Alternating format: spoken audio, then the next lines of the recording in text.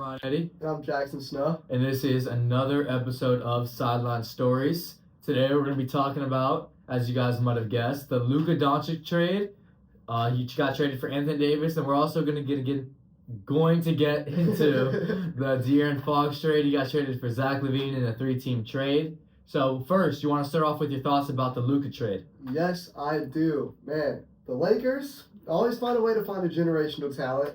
But the crazy thing is the Mavs, bro. That the reasoning for dealing off Luka. And the GM Nico Harrison said, I believe that defense wins championships. And his motive for dealing Luka Doncic was because he wanted an all defensive guy in Anthony Davis and a guy who could also score the ball and do everything on the offensive end, which Anthony Davis can do. And I think he truly is a great talent, but he's no Luka Doncic. And he's 6.5 years older, if I'm not mistaken, or he might be like 5 years, something like that. But I mean, I just don't think the Mavs trusted Luka Doncic in his conditioning issue, and it's kind of crazy because I mean he was going up for a super max in I think 2025 or 2026, and him getting shipped off cost him $100 million. Yeah, 117 if I'm not mistaken. But I'd like to read off some names for you really quick.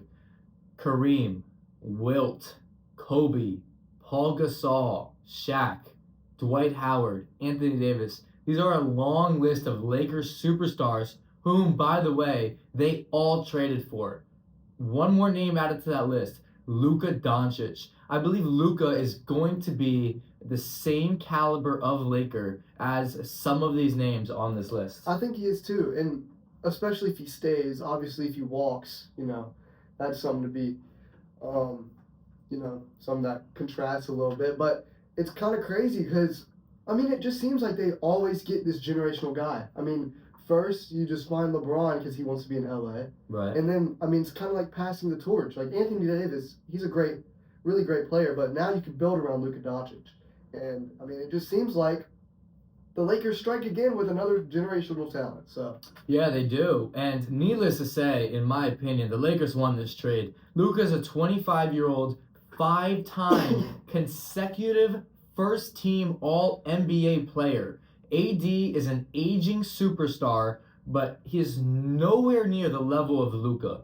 Unlike AD, Luka can give you great games where he puts up 50, 60, 70 points in a game. I believe he has the capability to put up a 70-point game, and he's done it. Yeah, he's done it. I was about to say, but he's able to put it up when you need it most. He's able to take over playoff games, win the must-win games, and this trade immediately puts the Lakers as one of the front runners in the West, especially since they're 16-9 in the last 25, and they won 8 out of the last 10.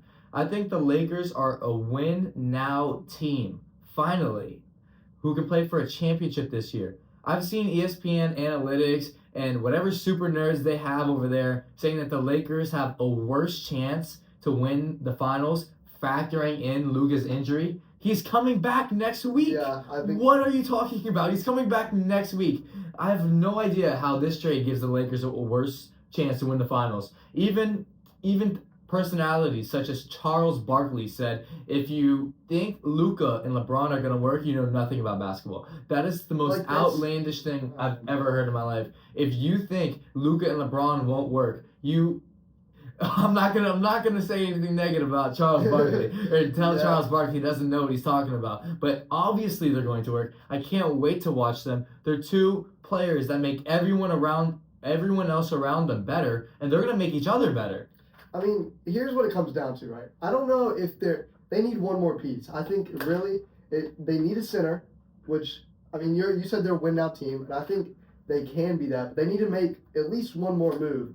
Because, I mean, and Max Christie, I mean, he's no Luka Doncic, but, like, he was playing good. I mean, he gave up another piece for depth. I mean, they just don't have a lot of depth right now. But the crazy thing is, this deal involved one first-round pick. Yeah. One. Ridiculous. For Luka Doncic. Let me just remind you guys, by the way, who in recent years got more than I was about to say more than one first round pick. Mikal Bridges got 5, Paul George got 6, Rudy Gobert got 4. Rudy Gobert got 4. Who else am I missing? De'Aaron Fox just went for 3. De'Aaron Fox went for 3, and Zach LaVine, by the way. Yeah, I mean, it's just crazy. Luka Doncic, bro, he's been on the All-NBA first team since he was 20, and you get 1 first-round pick. Anthony Davis is a stud. I don't disagree, but 1 first-round pick, your whole future's ruined. You said, Nico Harrison, you freaking said that this was a move for win now and in the future. And what future are you looking at? You have 3 aging stars, which Klay Thompson isn't even a star anymore. And it's just crazy because he was talking about not giving Luka the Supermax because he was hesitant about his conditioning issue, which has only been a factor for 1 year. And he just took y'all to the NBA Finals.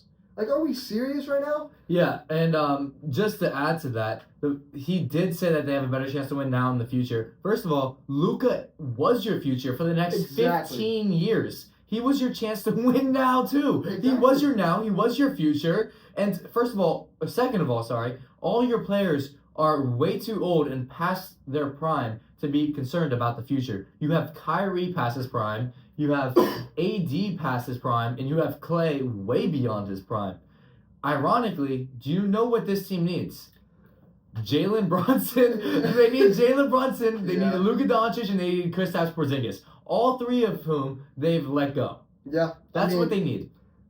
I mean, obviously, Jalen Brunson wasn't the player that he is now, but Luka Doncic brought you to the NBA Finals on an injury. He was injured, and he still brought y'all there. And it's just crazy because they got 1 first-round pick. I can't stress this enough that's just a robbery. The Lakers still have a first-round pick that they can go around and get a center, and that's all they. I'm not gonna say that's all they need, but dude, you have LeBron and Luka Doncic. Get a guy like Clint Capella. I think they can get DeAndre Ayton, who's been unhappy for quite some time. But more about the Mavericks. I think it's a complete bag fumble for the Mavericks in the past 5 or so years. They had Luka Doncic, Tingus Pingus, also known as Kristaps Porzingis, and Jalen Brunson, 3 of whom are playing out of their minds at their role. They're playing at the top of their game. The Mavericks now traded those guys and got this new trio of Kyrie, Klay, and AD, who I'm going to call the trio. Yeah. Once again, I think the ESPNers that put the Mavericks at a better chance to win the finals today than before the trade, I think that's completely ridiculous. You traded away a top 2 scorer in the world at 25 years old for an aging big man when, by the way, you already had good bigs. Yeah, dude. You already had Gafford and Lively. You had probably the most depth at the center spot than most other teams. Right, and these guys are proven. These guys are proven to be able to go out there and be great. And be great role players and extremely solid for a finals caliber team. These guys are proven to do that. And then now you got Anthony Davis and traded away your best player? I don't understand the need, especially considering you specifically sought out Anthony Davis. Why would you do that? That makes no sense to me. First of all, I don't know why the Lakers were the first team that you call. First of all, because they don't have the assets that you want. You can get so much better future. If Luka's not your guy, so be it. But dude, you got to get more first-round picks for him. Because you just ruined your future. I will say, I think the roster defensively looks really well, and they look really good, and I think the Mavs are going to be a good team this year. Don't get me wrong. I think that they will be. But the first problem is you get rid of a guy who's a 5-time All-NBA since he's been 20 years old, and teams around the league pray for that. That's a guy that you don't let up for that. I'm just going to be completely honest. And honestly, if you're the Lakers, you're in a great spot. You still have a first-round pick. Go get a big, and then see where it goes. Because I don't know if they're win now material just yet, just because of the pieces around them. I don't know if I think LeBron can and Luka Doncic can do anything. But I think they need surrounding pieces because they're both playmakers at the end of the day. They both have that killer instinct, and I know that. But if you got a big for pick and roll, Luka's arguably the best pick and roll ball handler ever. I'm just gonna go out and say it. He's probably one of the best ever. Him and LeBron, it's just insane. And I don't know what the Mavericks were doing. And if it's a conditioning issue, supposedly he reached up to 270, which is kind of ridiculous. But he just brought you to the finals, and I have some reason to believe that there was something else going on, because you don't just do that. You don't just make that impulsive decision. Right. And I think Luka Doncic had to have done something. He didn't even request a trade. Yeah. You didn't notify him. You didn't even notify. The Lakers didn't even notify AD or LeBron. So this thing was just like insane, just off the rip, impulsive decision. This is my conspiracy theory right here. So the Mavericks traded Luka without shopping him to any other teams before trading him. Now, apparently this is because they wanted AD, but they already had solid bigs. So that doesn't make 100% sense to me. So I believe even though they could have got a better deal, and they know they could have got a better deal if they shopped for him, I believe they didn't want the publicity and ultimately the scrutiny of NBA fans, media, etc. for trading away arguably the most buildable player. I don't know if that's the right way to put it. In the NBA, he is 25, five-time All-NBA. He's probably a top 3 player you'd want to start your franchise with. And so I believe they didn't want the scrutiny of trying to shop someone of that caliber. If the public had known about this for the entire process, that it would have taken to find a willing trade partner of appropriate value, which is a lot more than this, by the way, that they were willing to give up for Luka, I believe the public and the media, the fans, everyone would have dragged the Mavericks GM through the mud the entire time for those however many weeks that it would have taken for this trade to gone through. And therefore, I believe the Mavericks GM traded Luka over a grudge of him perceiving Luka as being a lazy, one-way basketball player who was gaining weight, and ultimately he wanted to get rid of him ASAP, even if that meant getting slightly, if not a lot less value, but probably also getting a lot less outrage and blowback from the media. I mean, that's for sure the last part's correct. I mean, he even said it he's gone out and said it. He wanted a player who could play defense. He got AD. But, it's just, here's my thought process. I think that Rob Pelinka and Nico Harrison have a really good relationship, and they were just like, okay, the Lakers are going to be the first team that I'm going to hit up and do all that. But I just don't see why you make this impulsive decision for a player who's at Luka's magnitude. I don't see why you do that. He had to have done something. I mean, I understand he's a one-way player. He's out of shape right now, but he just brought you to a championship. Yeah, I'm not worried at all about the reports that Luka has gained a few pounds and is now 270. To be honest, I think 270 is a stretch, but I'm still not worried about it. I'm confident that when he's ready to play, he'll come back in shape and be the same Luka we've always seen. Luka on the court has never really had a conditioning problem. A defense problem, okay, but not a weight problem. And I'm confident he's going to be the same Luka that we know and we've seen put up ridiculous performances in the regular season and the playoffs. I think he's going to be better. I think he has a grudge now, and I think he wants to go out for the kill, and I think he's going to be ready, and I think he's going to be a Lakers great if he stays on the team. And I really do think that. But if the Lakers are scared about their future, not scared about their future, but if they want to go ahead and build more assets around Luka, does that beg the question, will LeBron get traded? Because obviously nobody's safe. I want to hear your thoughts. I think there is absolutely no chance LeBron gets traded. I think LeBron is a top 3 most untouchable player in the NBA. And I'll give you who's ahead of him, too. Wemby's number 1 and Jokic is number 2. I think, you could put SGA in there, too. Yeah, and I think everyone else is more touchable than LeBron. Before this trade, we thought Luka, so I don't know. Well, that's true, but they also have the same GM that let Steph Curry walk from Nike and let Brunson go. Yeah. So he doesn't really have a good track record. No, I mean, it's just the new ownership, man. I think this was just a way to, I don't know how to explain this in a good way, but he wanted defense, and it just really sucks because you had that. You had that. And it's just you have people, or you have players around Luka who fit well. Y'all saw it last year. PJ Washington thrived with Luka. And so did Gafford, and so did Lively, who are already amazing defensive bigs. And I don't know. I just don't see the thought process, especially the whole future thing. Like, that's just not what you do. Yeah. So, as I said, the Mavericks trading for a big man when they already have great bigs makes no sense.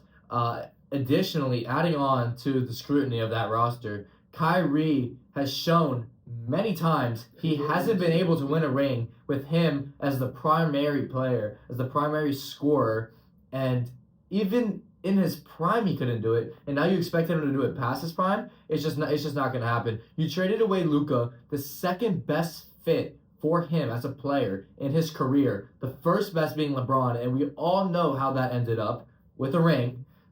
And I don't believe that you're going to fill up a team of, let's be honest, second options and for them to compete in the finals. Yeah, I will say this too. I think Anthony Davis will help. I think Anthony Davis is a good offensive player, but like I don't see how it works. I think AD is better at the 5 too, in my opinion. I think he plays better at the 5 because he's a dominant big. I think the 4, he doesn't stretch the floor as well as 2K, not 2K, 2020, and it's just kind of crazy. Like, he was on a bubble run when he was playing the 4, and I thought he played amazing, but he's just better at the 5 in my opinion. I think he is. In this day and age, you have to be shooting the 3 really well to be the 4, in my opinion. And I just don't think he does that. I think he'll thrive in any role, but I think he's better at the 5, and their center play is stacked. I mean, we'll see how it works, but I don't know. Well, I don't know if I agree with this one in particular. Oh. I think AD is a great shooter. I think he's great enough for, frankly, any position in terms of just shooting. If he thinks he's better at the 4, and if he wants a big to play next to, I'm gonna have to agree with him on this one. We've seen him play next to even mediocre bigs such as Dwight Howard and JaVale McGee, and with Gafford, I believe that he's better. Gafford is better than those two names I just listed. And as a 4, I believe AD is going to be able to dominate the others in those positions. He's going to be able to provide a counter to the typically smaller body weights that we see in those positions. And at the same time, I still believe he has the defensive ability to play on the perimeter, and he also has the offensive ability to play on the perimeter. In terms of shooting, maybe he's not going to come off a pick and roll, but he can catch the ball in the high post and make a play from there, to be honest. He is only shooting 29.8% from 3 this year, though, so that's kind of a little bit concerning, but like, I don't think they put AD in that situation. I think it's going to be more pick and rolls with Kyrie. I think Kyrie can be a great option, but I don't know if he's going to be a number 1 scoring option on a championship team. I think he's great, don't get me wrong, but in where he's really succeeded at, even last year, he succeeded as a number 2 option. He was great with Luka at the helm. I don't know. Well, yeah, so who is going to be the number 1 option for this team? Is it going to be Kyrie? Believe it or not, I mean, I think it's going to be AD. I think I think it is, because AD is averaging, what is he averaging, I believe it's 30. Yeah, he's averaging 30 right now. I mean, I think he can, for sure. Yeah, he's averaging 25, which, great numbers. I think he's really, really solid. And I think I don't know if they're going to run the offense through him, but that's just kind of my prediction. I don't see, I can see either way. But I think AD is going to get more touches. Okay, well, I just have an NFL comparison real quick. I've seen them on Instagram throughout the past few days, and I picked out my favorites. You let me know which one is most accurate, or if you have a better one than the ones I'm about to list. Here we go. It's like trading Josh Allen for Matthew Stafford. Yeah, I like that. Okay, next one. It's like trading Saquon Barkley for Christian McCaffrey. It's like trading Justin Jefferson for Tyreek Hill. It's like trading Joe Burrow for Dak Prescott. I think my favorite one's probably Josh Allen. Josh Allen? Yeah. My favorite one. I believe that it's the most accurate too, because Matthew Stafford is proven. No one's going to disrespect Matthew Stafford. Yeah, he's a Super Bowl winning quarterback. AD is a Super Bowl winning finals winning player. Yeah. And they're both really good, but let's be honest, they're both aging. And Josh Allen, much like Luka, is in the best years of his life. Exactly. And I think Luka is going to thrive on the Lakers, and I think it's just crazy. I can't get over this. The first round pick, man. They still have one, and I think they can use that to get a piece. And I think once they do that, they're gonna be scary. Even without that, I think they're gonna be scary. But Yeah. I mean, they just need to. Well, considering they won 8 out of the last 10 without Luka. Exactly. Yeah. But I think the center play is kind of scary. I don't think you want Jackson Hayes starting at your 5. So No, but there are pieces out there. There are moves to be made. Yeah. The trade deadline hasn't happened yet. You can go out and get a big. You do have assets to give up. You do have a first round pick to give up if you choose to. And I believe it's doable for the Lakers to really create a starting 5 and a little bit of a bench that is capable of winning a finals. yeah, I think so too. And the Mavericks, I think y'all have a great roster, dude. I think y'all do. But y'all don't have that 1A guy that I love, like, on the ball, man. Yeah, and I believe that's the most important part about winning a finals in this day and age is having a top 5 player in the world. Yeah. That's 100% to me the most important part. That's why the Rockets aren't going to win it this year. So sorry for the surprise. Yeah. Sorry, but the Rockets aren't going to win it. I believe the only teams that have that caliber of player right now are, let's go, I would say the Thunder, Thunder, Nuggets, Bucks, Celtics, Celtics, and now Lakers. Lakers. Yeah, I'm gonna add the Knicks too. The Knicks, yeah. And the only reason I don't say Timberwolves, it's not because of Anthony Edwards. It's because the whole team. Yeah, it's because the team around him. I believe he is a good enough 1A option, but his team just isn't there. The only reason why I don't really know about the Knicks is because Cat's defense. Cat is amazing on offense. I think, shoot, he has arguments of being better than Brunson this year. And it's kind of crazy because, I mean, people were writing him off, but I just don't know about the defense there. But, I mean, he has great defense around him, so, I mean, I think it can go either way. Yeah. Okay, so now, if you don't have anything else. I don't have anything No, else. so I have a couple of reports. There have been a lot of reports going on. I tried to pick the most that I thought were the most believable, so we don't have too much of a tinfoil hat on. But, so the first report I'm going to be talking about is the Lakers boosting Kyrie's trade value in talks throughout several months to make him seem like the piece that they wanted and make the Mavericks believe Kyrie is the difference maker. Kyrie moves the needle for a team to win a finals. Then going after Luka. So, if this is true, this is one of, if not the greatest moves in history of any GM. And I have to apologize to Robert Pelinka for anything negative I've ever said about you. He's got a lot of scrutiny. Assuming this is true, this is absolutely genius, and I'm shocked at work, considering how anybody could believe that Kyrie is the needle mover for a championship roster. He's shown for the past 7 years. Yeah. He's not. So I don't know how. If this is true, I don't know how they pulled this off. It's absolutely ridiculous. It's hilarious to think about. It's completely genius, if true, by Robert Pelinka. And it's worked to perfection. He's playing the Mavs with his hands like this. Yeah, I think that's a really... If that's true, oh my gosh, that's just kind of crazy. Because, I mean, Kyrie, he moves you to another tier. But he's not that 1A. He's not. And he's shown you in his prime on a loaded Celtics team, on a loaded Nets team. He is not the needle mover. Yeah. And especially compared to Luka Doncic. Yeah. So, yeah. I don't know. It's kind of crazy. Yeah. And the next report that I had is the first initial trade talks included Dalton Connect and multiple first-round picks. So assuming that means both of them, because the Lakers do have one more. And this shows. Wait, no AD?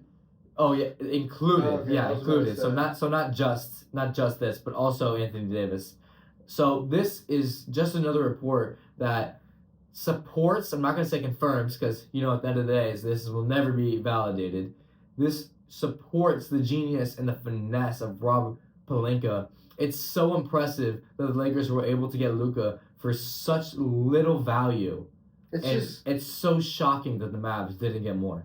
Bro, what are they doing? There's no way they negotiated at all. Because, dude, if I'm the owner, because we know this wasn't the GM, right, of the Mavericks.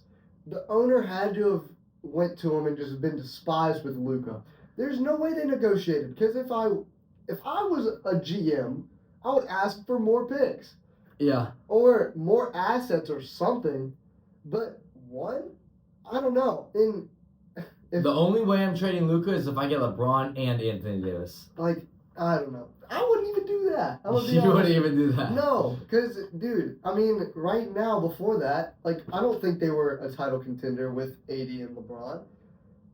And I just think it's just kind of crazy how the Lakers just always get superstars, bro. Yeah. Like, how? I think this is a top 3 trade in NBA history, and to be honest, I think it's the most shocking trade in sports history. that's 100% agreeable. But to be honest, the Lakers probably have all top 3 trades in NBA history. They're probably number 1, 2, and 3 on that list. Kareem, Wilt, and now Luka Doncic. Yeah. You can't say Kobe because at that time Kobe was a draft pick who wasn't even a lottery pick. Or So even I'm in not. college. Yeah, I'm not going to include Kobe in that list of established players at that time. But I will say Luka is in the same caliber at this moment that Kareem and Wilt were when they both went to the Lakers. Yeah. I mean, that's fair. Yeah. Do you want to move on to the next trade? Yeah, so the next trade here, this one's a bigger trade.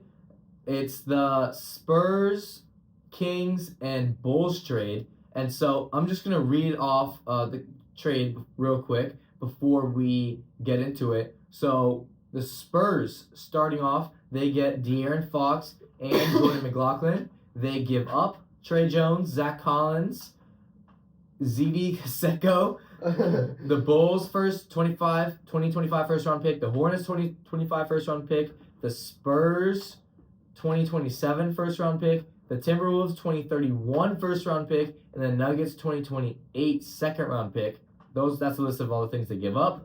The Kings, they get Zach LaVine, they get CeeDee Kaseko, they get the Bulls 2025 first round pick, the Hornets 2025 first round pick, the Timberwolves 2031 first round pick, the Bulls 2025 second round pick, the Nuggets 2028 second round pick, the Kings 2028 second round pick, and they give up De'Aaron Fox and Kevin Huerter.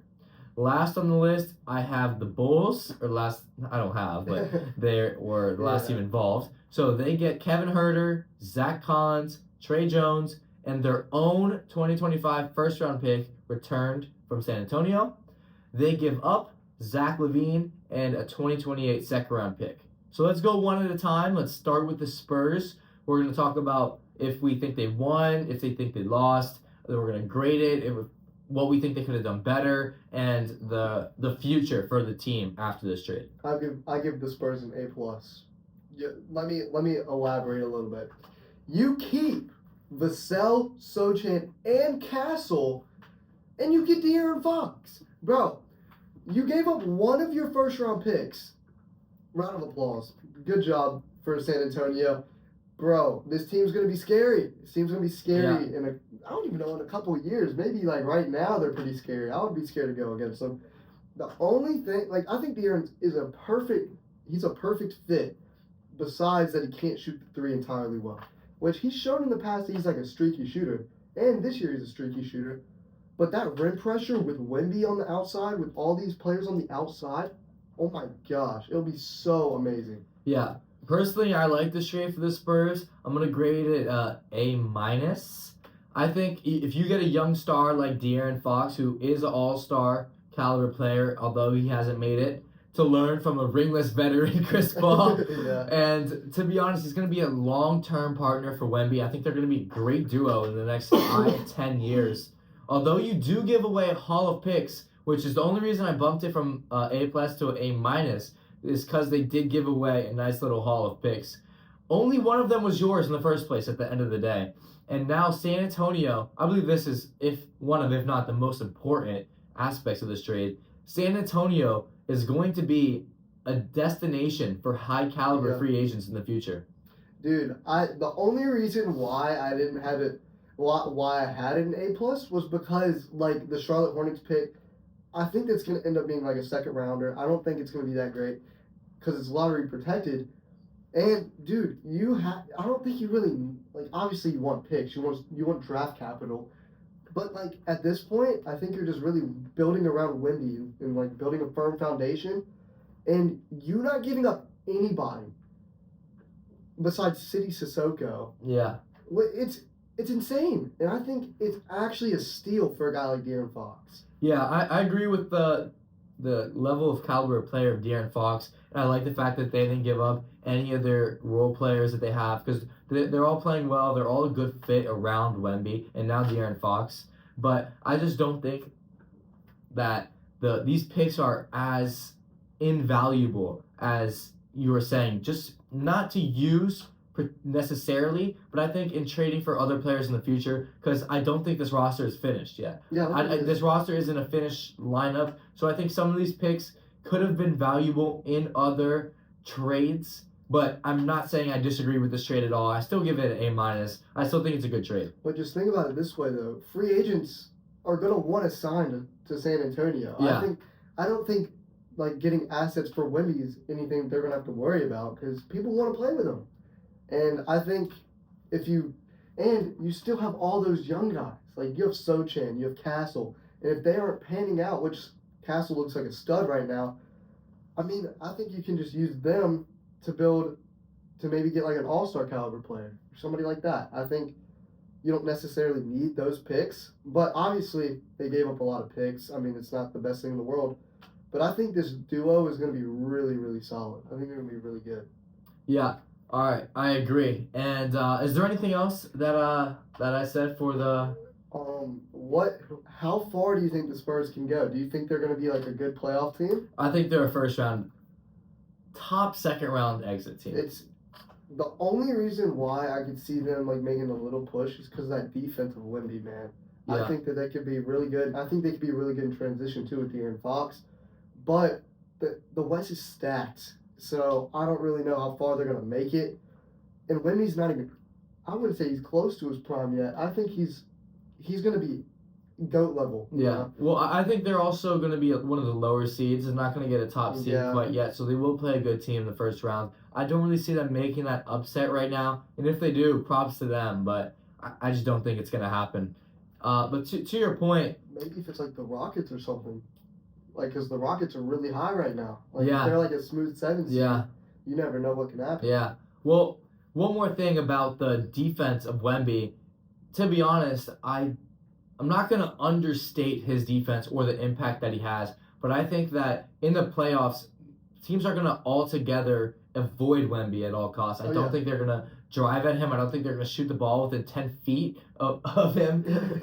So I don't think he's going to be getting 5 blocks a game just because I think that they're just going to be avoiding him. And not to say that that's not a benefit in itself and that his presence won't be felt because obviously it will. This guy's a 7'5" absolute demigod. Yeah, absolute demon of a basketball player. But right now, to be honest, I don't know why you shoot near Wemby. It just gets me so frustrated why players keep doing it. And in the playoffs, I have to assume that the coaches of the NBA are going to read a scouting report and tell their players, this guy is pretty good at blocking shots. Maybe don't shoot near him. But think about it this way, though. That could mean, like, them shooting away from the paint. And that's tough, you know? Like, Wemby, especially if he's guarding a guy like Daniel Gafford, for example, who doesn't stretch the floor. He's going to be all in that paint. And I really don't know. Like, rim presence is so important for offenses. And if they're going to be living or dying by the 3, that's just going to be tough. Yeah, well, that is true. But in this era of pretty much mandatory man-to-man basketball, I don't think it's going to be... I do think the game plan is going to be to get your center out of the paint. If it's Gafford, for example, which, let's be honest, in the playoffs, it won't be Gafford just because the Mavs aren't going to get that high of a seed, as it's looking like the Spurs are going to get a pretty low seed, or they're going to get like a 7-8 seed in the playoffs, or maybe 6. Yeah. But it's going to end up being, for example, it could be Jokic, it could be... Or like a guy like Shingu. Like, he works in the paint, and he works as a big body, and... If Wemby's guarding that, it's going to make it tough for the Rockets' star player. So, I don't know. I mean, Yeah, that is true. we're just gonna wait to see. Yeah, and that's the exciting part about the NBA. I'm not going to be able to predict everything that's going to happen from my chair right here. Yeah, It's just not going to happen. But, okay, so the next team that we're going to be talking about is the Kings. And personally, I love this trade for the Kings, and I'll tell you why. Although getting Zach LaVine gives you effectively no more winning chances today than you had with De'Aaron Fox, they were able to trade players on relatively equal levels, meaning De'Aaron Fox and Zach LaVine, and still come out with 3 first-rounders and 3 second-rounders. Now, I do know that probably one of these first-rounders is going to end up being a second-rounder because it's lottery protected. And I also see the fact that this is pretty much a remake of the 2022 Bulls team, and they didn't make a deep playoff push. And let's be clear, I don't think that the Kings roster is going to make a playoff push either. I don't think that they're good enough. But just in this trade, I believe that they're better today than they were a week ago in terms of their future. Not necessarily in terms of their team. I don't believe they got worse, but I don't think they got better to a point where they can make a playoff push. But just in terms of their future with the picks they got, I believe that it's an amazing trade for the Kings. So I'm going to give them an A+. Dude, I'm kind of like the exact opposite. I don't know why. I don't like this for the Kings at all. Because, I mean, these picks are, one of them's in 6 years. So we don't know what's going to happen then. We don't know if it's even going to be a good pick. And the Timberwolves are probably going to be a good team by then. Because Anthony Edwards is going to be in his prime. I just don't think it's a good trade. And I think it's great that we both have 2 different perspectives on it, but I think this whole thing is just not good for the Kings because you can talk about the picks. I just don't like them. Like, obviously you like the picks, but like majority of them are second rounders, and one of them is in 2031, which we have no idea what's going to happen. And for a guy like De'Aaron Fox, and you bring on Zach LaVine's contract, you have 4 scorers in that lineup. You have guys like DeMar DeRozan, Zach LaVine, Malik Monk, guys who can't really defend at a high level. The only one who's a positive defender really is Keegan Murray. I just don't like the fit of this team, and it's a Chicago Bulls remake. Right. It's literally mediocrity. I'll give them a C- because I don't really see it. Like, I just think they have a high floor, but their ceiling is not high at all. And I think it was just not a good trade for the Kings. They weren't the worst team in this trade. Let me express this enough. They weren't the worst team. Yeah. Well, just wait till we talk about the thing about it is I'm not necessarily saying that the fit is good, or I'm not necessarily saying the team is good, or that they have one of the best futures now, as like the Thunder did maybe like 3-4 years ago. But I am saying that with this trade, they're 100% better today than they were yesterday. I believe 100% wholeheartedly that the drop-off from De'Aaron Fox to Zach LaVine is worth way less than the amount of value they got in other places. And I believe that's just going to make their future better. Not necessarily their today better, but at the end of the day, they weren't winning today no matter what. They couldn't have made a trade that would have given them winning chances today no matter what. So that's why I gave them an A+. Yeah, I think they could have. I don't know. It's up in the air. You can have your own takes on it. I just don't really like the trade for the Kings. That's just kind of my opinion. I like how I think they are probably better than yesterday. But De'Aaron Fox is such a great player, and he's not even old. He's like, what, 26? I think he was still a really good player, and I don't know. I just don't like it. Do you want to talk about the Bulls? Yeah. It seems like you really want to talk about the Bulls. I want to talk about the Bulls. Yeah. The Bulls might be the worst team at trading in the National Basketball Association. And we just talked about the freaking Dallas Mavericks. But, dude, they can never seem to get more than 1 first-round pick for players who need more than 1 first-round pick getting back. You don't get any guys like Vassell, Sochan, or Castle, and you're giving up Zach LaVine, bro. You get Zach Collins back. You get, who are the other freaking guys? Let me check. You get Zach Collins back. You get Trey Jones back. And you get Kevin Huerter. And then you get your own first-round pick that you gave up. Like, bro, You're giving away Zach LaVine, which he's rebuilt his value over this year, and you get what, bag of chips? Dude, Yeah. like, what are they doing? And I give them an F, like, genuinely. When it goes back to DeMar DeRozan, you get 1 first-round pick for him, I think. Alex Caruso. I don't even know. You traded with the freaking Thunder, and they have picks for days, and you get 0. It's just ridiculous, man. And it's the Bulls GM. I don't know. I want to hear your thoughts. Yeah, so I'm going to agree with you on this one. The Bulls are absolutely the team that got fleeced on this deal. How do you give away your best player who is playing like an all-star and a second-round pick and only get a few role players and your own first-round pick back? You're tanking, and you're trying to get role players? What are you doing? I don't know. It's ridiculous. I have no idea why they made this trade. It doesn't give them a better chance to win now or in the future. They didn't get a haul of picks. They didn't get a player equal to or even close to the caliber of Zach LaVine. So what were they thinking? Congrats, you got your 2025 first-round pick back, and you're like, what seed are they right now? Like the 9th seed, something like that? Nowhere near a contender. They're nowhere near a contender, and they're nowhere near to bottoming out of the league, bottoming in the league. So you're not going to get Cooper Flag unless the lottery is just insane. Amazing. They might have a 2% chance. Dude, it's just so frustrating, bro. It's so annoying because the Bulls do this every year. Like, Zach LaVine built up his trade stock. You don't take anybody. You could have taken one of them. Get Castle back.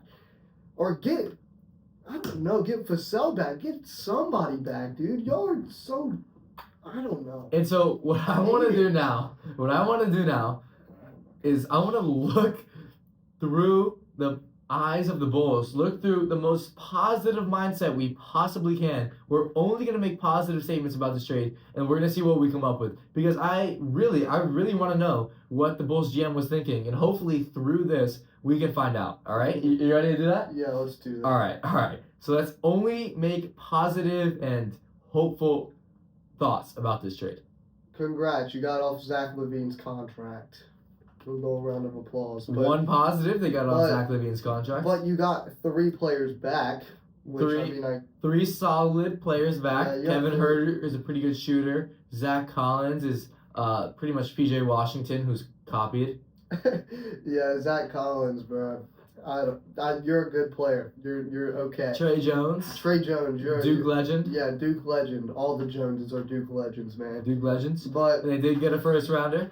You got your own first round pick back. Good job. You don't sound too positive right now.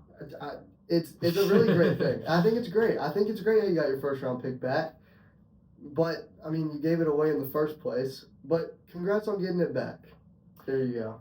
Yeah, I'm gonna give you a F- on this exercise. I'm also gonna give the Bulls an F- on this trade. But like, there's no positives to it, bro. Like, let's think about it. Like, I don't know.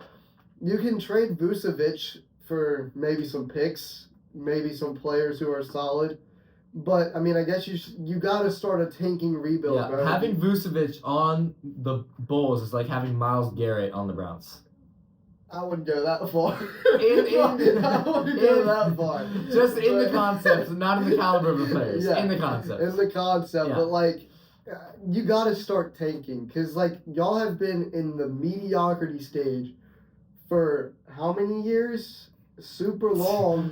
Forever, as long as I was alive. Great, congrats. You're out of that stage. You're going to start bottoming out of the league, and y'all can, if y'all have y'all's own first round picks for the foreseeable future. I don't know if y'all do. I'll look into it.